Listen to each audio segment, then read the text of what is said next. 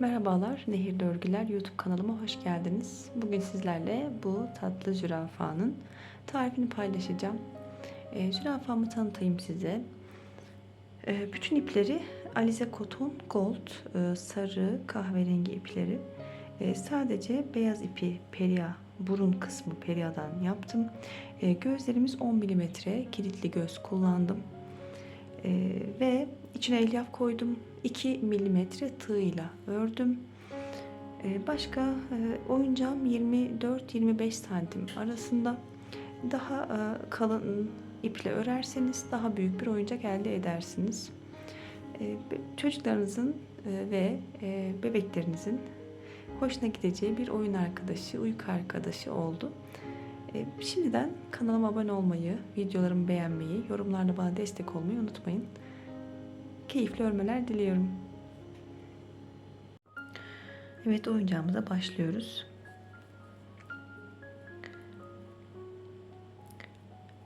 Sihirli halkamın içine alt sık iğnemi koyuyorum.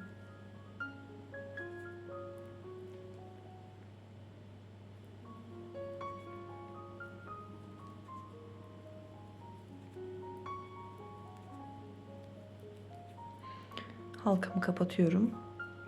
Bir üst sıraya çift batıyorum. Her sık iğnenin içine 2 tane batıyorum. İlmek belirleyici alabiliriz burada.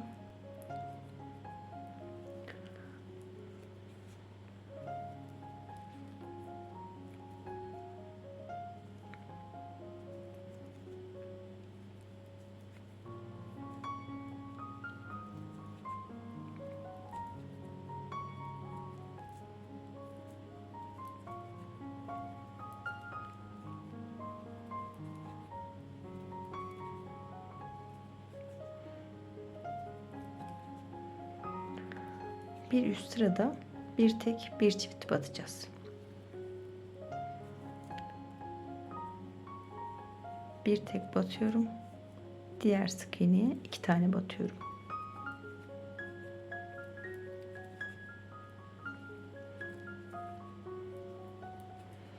Bu sırada bir tek bir çift şeklinde yapacağız. Sihirli halkamın içine 6 sık iğne koydum. Bir üst sırada çift battım. 12 sık iğne elde ettim. Şimdi bir tek bir çiftle 18 sık iğnem olmuş oldu. Bu sırada da 2 tek bir çift şeklinde devam ediyoruz.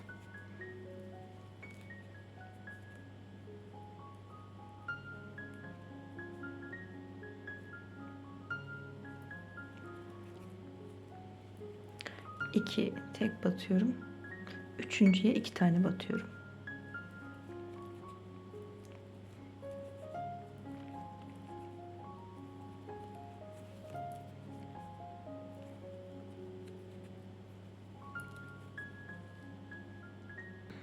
İki tek bir çift yaptım. Bu sırada 3 tek bir çift yapıyorum. 1 2 3 tek batıyorum. Dördüncüye çift batıyorum.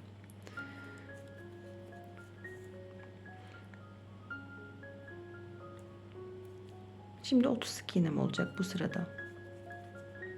3 tek, dördüncüye 2 tane batıyoruz. 1 2 3 tek battım. Dördüncüye çift batıyorum. 3 tek bir çift yaptım. 4 tek bir çift yapıyoruz. Şimdi 2 3 4 tane tek batıyorum. Beşinciye 2 tane batıyorum.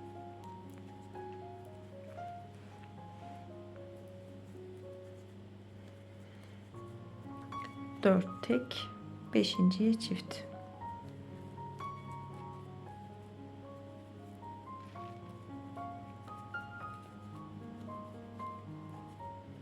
Dört tek, beşinciye 2 tane batarak sıra sonuna kadar gelelim. 36 sık iğnem olacak sıra sonunda. 4 tek bir çift yaptım. Şimdi 5 tek bir çift yapıyoruz. 1 2 3 4 5 tane tek battım. altıncıya çift batıyorum. 1 2 3 4 5 tek battım. Altıncıya çift batıyorum. Bu sırada bu şekilde 5 tek bir çift sıra sonuna kadar yapalım.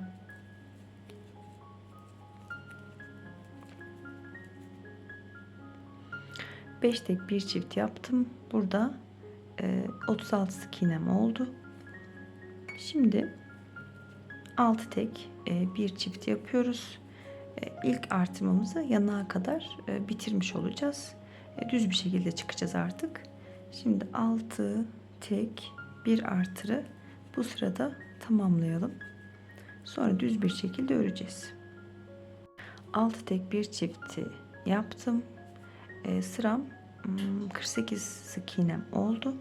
Bu 48 sık iğneyi 9 sıra düz bir şekilde örüyoruz. Artma yapmadan her sık iğnenin içine bir tane sık iğne yaparak 9 sıra örelim. Sonrasında yanak artırması için buluşalım. 9 sıra düz şekilde ördüm. Bakın 1 2 3 4 5 6 7 8 9 oldu. Yanak artırmasında normalde 6 tek bir çift örerek artırmıştık bu üst sırada. Şimdi 7 tek bir çift yapacağım. Sonra da 8 tek bir çift yapıp yanak artırmasını bitireceğiz. 7 tek bir artır yapalım bu sırayı. 6 tek örmüş oldum. 7 tek ördüm. 8.'ye çift batıyorum. 1 tek, 2 tek, 3 tek, 4 tek, 5 tek, 6 tek, 7 tek battım. 8.'ye 2 tane batıyorum. Bu sıra bu şekilde sıra sonuna kadar 7 tek bir çift yapalım. 7 tek bir çift yaparak sırayı tamamladım. Bu sırada 8 tek bir çift yapıp yanak artırmasını da bitirmiş olacağız. 4 tek, 5, 6, 7, 8 tek battım. 9.'ya çift batıyorum.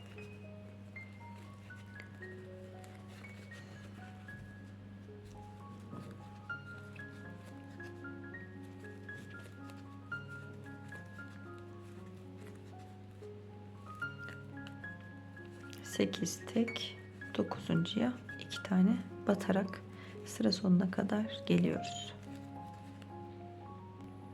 8 tek bir artır da yaptım. Artırdığım 7 tek bir artır, 8 tek bir artır yanak kısmını 4 sıra düz bir şekilde öreceğim. Sonrasında azaltmaları yapmak için buluşalım. Yanak için 4 sıra düz ördüm. En son 8 tek bir çift artırmıştık. Şimdi de 8 tek bir azaltı yaparak devam edeceğiz. Azaltmalara başlıyoruz. 1 tek, 2 tek, 3 tek, 4 tek, 5, 6, 7, 8 tek battım. 9.'yu azaltıyorum.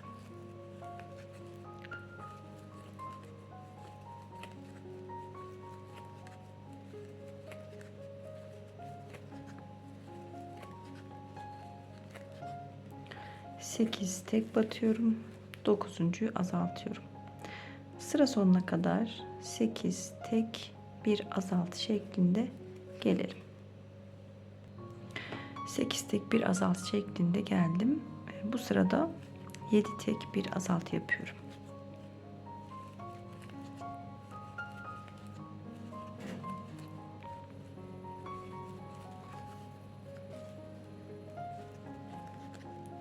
Yedi tek ördüm. 8.'yi azaltıyorum.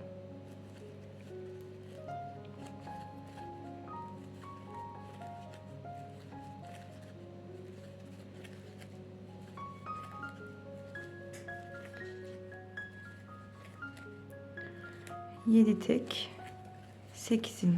azalt. Sıramızı 7 tek bir azalt olarak tamamlayalım. Sonrasında buluşalım. Azaltmalara devam ediyorum. 7 tek bir azalt yaptım. Artık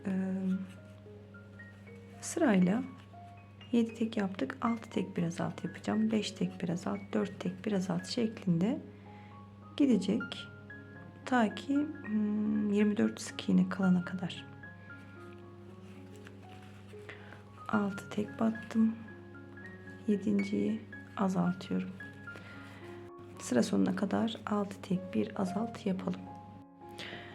Şimdi gözleri takacağım. Kilitli göz 10 mm kullanıyorum. Baştan sayalım.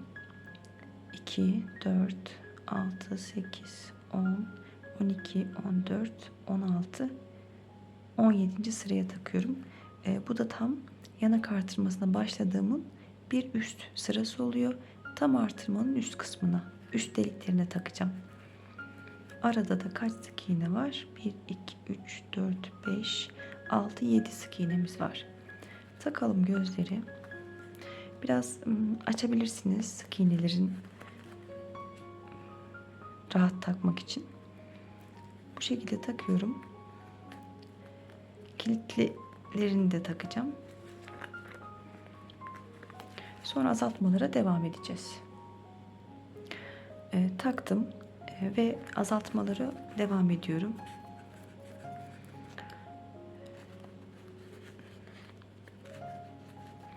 En son 6 tek bir azalt yapmıştık. Şimdi 5 tek bir azalt yapıyoruz. 1, 2, 3, 4, 5. Kafa iyice daralınca elyafı da koyuyoruz. Bu sırada da 5 tek bir azalt yaparak sıra sonuna kadar gelelim.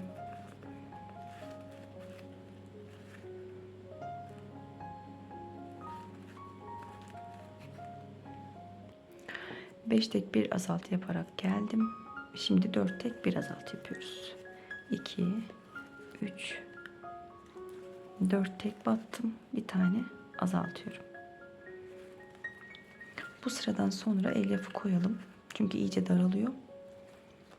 1, 2, 3, 4 tek bir azalt. Sıra sonuna kadar 4 tek bir azalt yapıyoruz.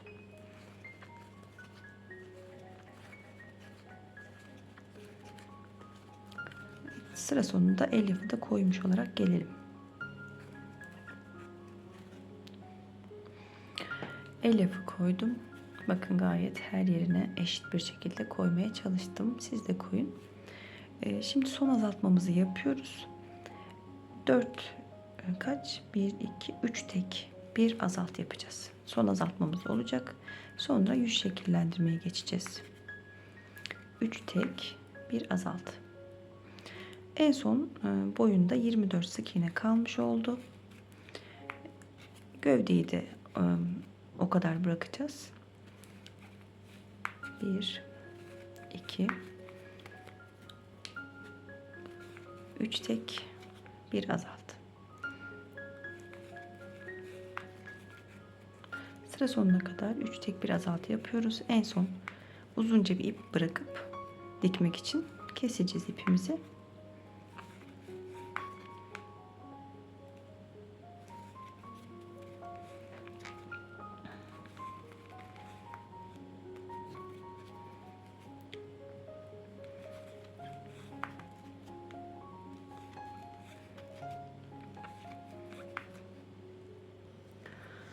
Sonuna geldim. Bir ilmek kaydırma yapıyorum. Bakın. Sonrasında ipimi keseceğim. Uzunca 20 santim falan kesebilirsiniz. İlmek belirleyici de çıkartıp ipi çekelim. Bu şekilde. Şimdi ağzına yapacağımız beyaz kısmı, burun ve ağız yapacağımız beyaz kısmı yapacağım. Başlayalım. Krem rengi peria ipimiz yine.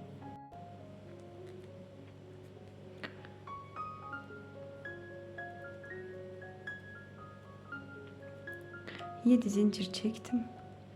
Dönüyorum. İkinci zincire 2 tane sık iğne yapıyorum. Diğer zincirlere tek tek batıyorum. 1 2 3 4 4 tek battım. 5. zincire 4 tane batıyorum.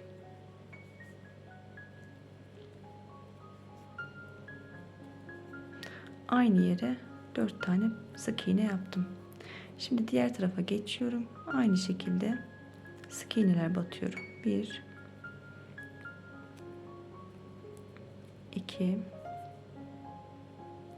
3 4 4 tane tek battıktan sonra son sık iğneme 2 tane batıyorum.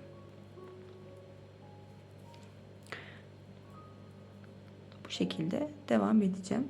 İlmek belirleyici alabilirsiniz burada, isterseniz karışmasın diye. Şimdi bir üst sırada 2 sık iğneme de çift batıyorum. 1 2 burada 2 çift battım, 2 çift battım, devam ediyorum. 1 2 3 4 tane battım tek ve bunların içine de 4 sık iğnemin içine de çifter çifter batıyorum. Her sık iğnenin içine çift batıyorum 4 tanesinin.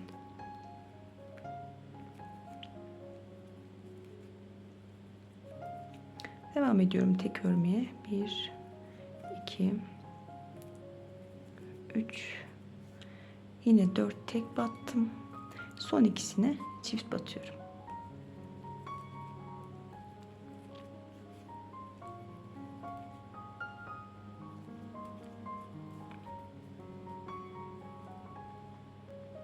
Şimdi bu sırayı tek batıyorum. Düz bir şekilde öreceğim. Artma artık azaltma ya da artma kalmadı. Tek tek batarak örüyorum sıra sonuna kadar.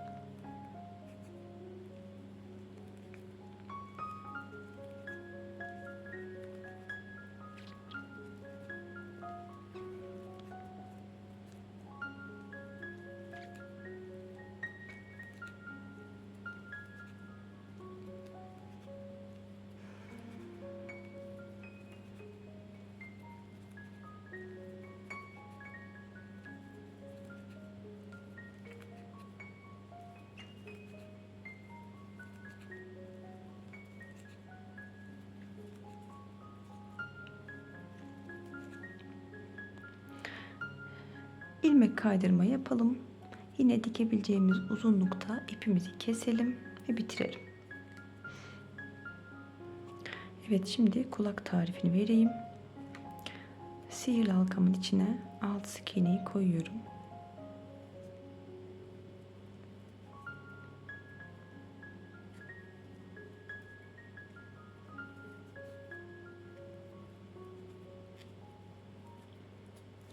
Kapattım halkamı. Bir üst sırada tek tek batacağım. Burada çift batmıyorum. Kulak birazcık daha sivri olmasını istediğim için.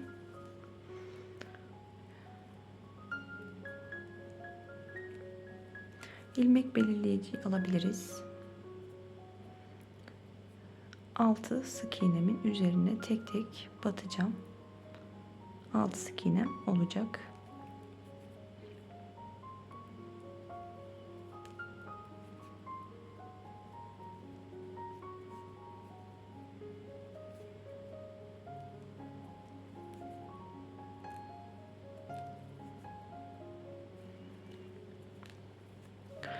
Bir üst sırada bir tek bir çift batacağım.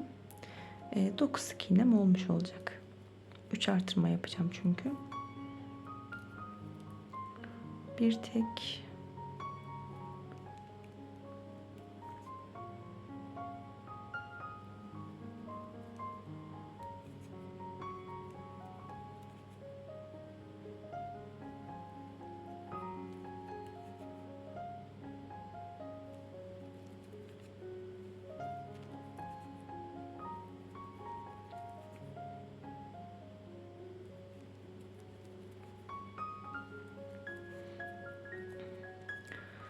Bir tek bir çift de yaptım. Şimdi iki tek bir çift yapıyorum.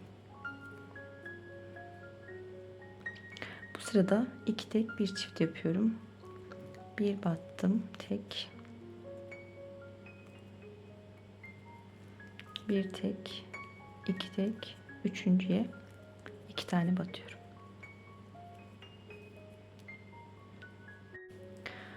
Bir üst sırada üç tek bir çift.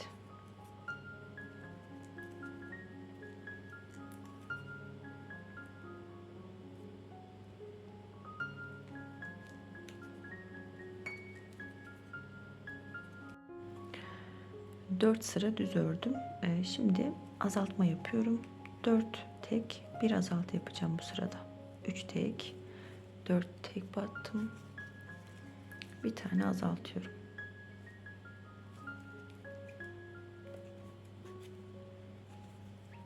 Son olarak 3 tek bir azaltı yapacağız. Sonra sık iğne ile birleştirip bitireceğiz. 1 2 3 tek battım. Bir tane azaltıyorum.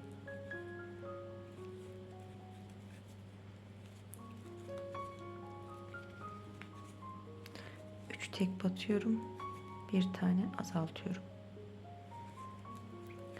Evet, bitti. Şimdi burada sık iğneleri karşılıklı birleştirerek sık iğne yapıp ipimizi dikebileceğimiz şekilde kesiyoruz.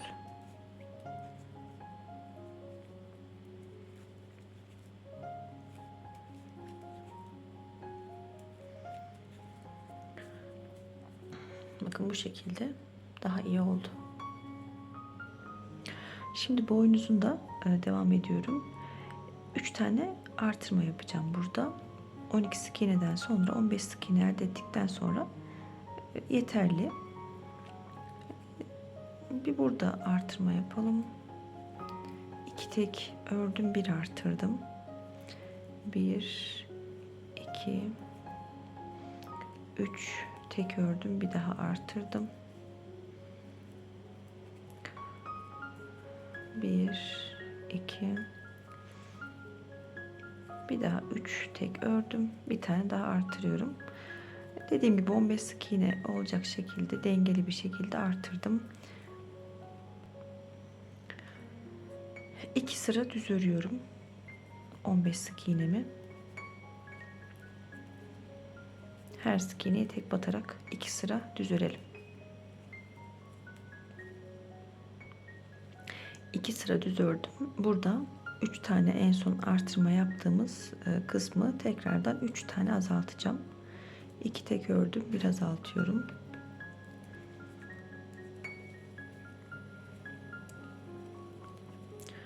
Üç tek ördüm, yine azaltacağım.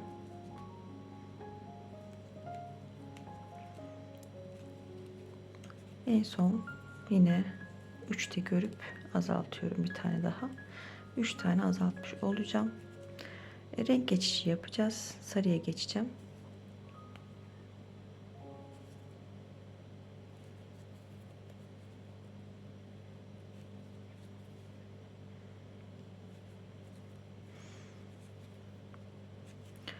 Burada renk geçişi yapalım. İlmek belirleyiciyi çıkartabiliriz.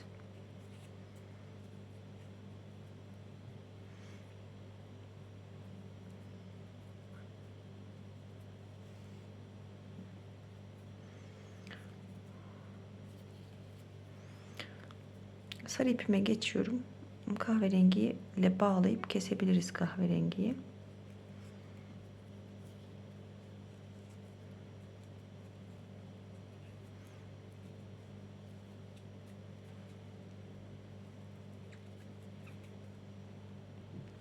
Bu sarı kısmı da 5 sıra düz örüyoruz.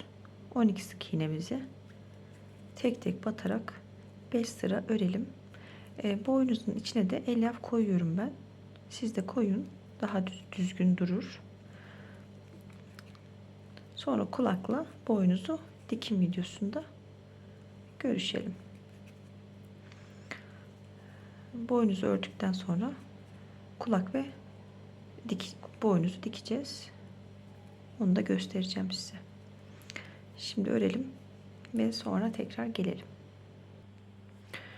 Boynuzu sabitledim. Bakın başın, kafanın hemen bir iki sık iğne yan tarafına. Siz de ayarlayın kendinize göre.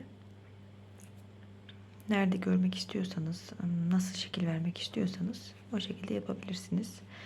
Ben dikeceğim şimdi. Bir kafadan, bir boynuzdan alarak dikmeye devam ediyorum. Dediğim gibi içine elyaf koydum. Hani aman aman çok aşırı doldurmadım ama yine de elyaf koydum.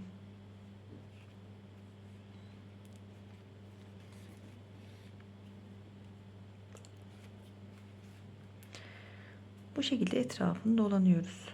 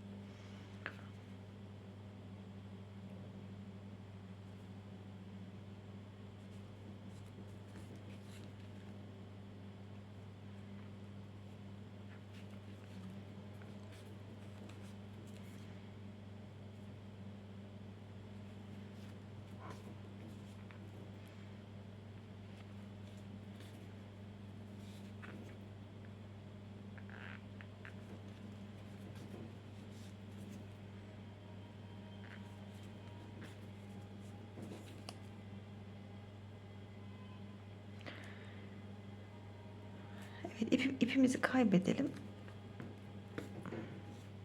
Sonra kulak dikimine geçelim.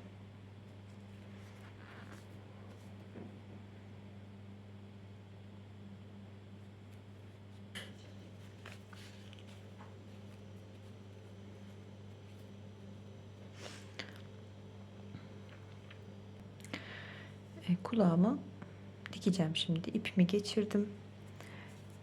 Şöyle sabitliyorum. Kulağı sabitleyeceğim. Daha düzgün dikilsin diye.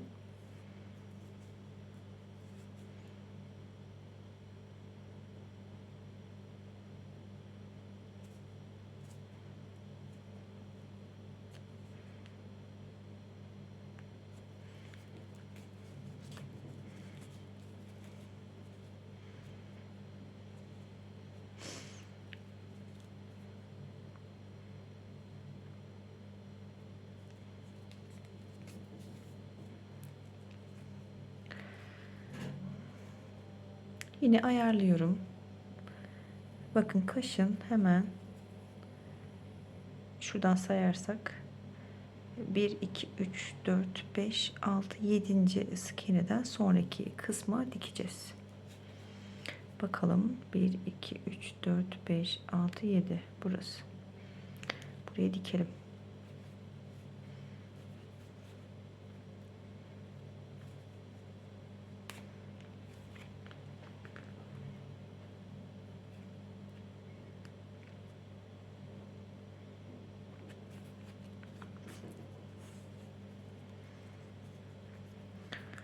Böyle yan dikiyorum ben. Şu şekilde. Yine bir kulaktan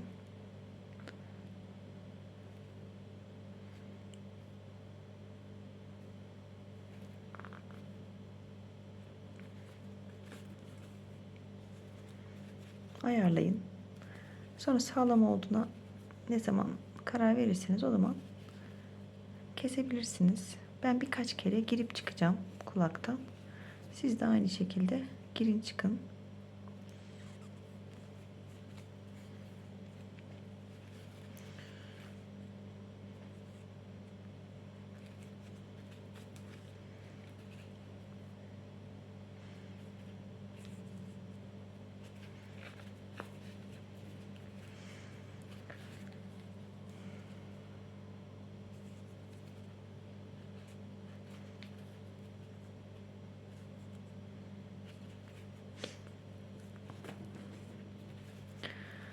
Evet, bu şekilde bakın. Böyle. Gayet güzel bir zürafanın kafası. Evet, kafa gayet güzel oldu.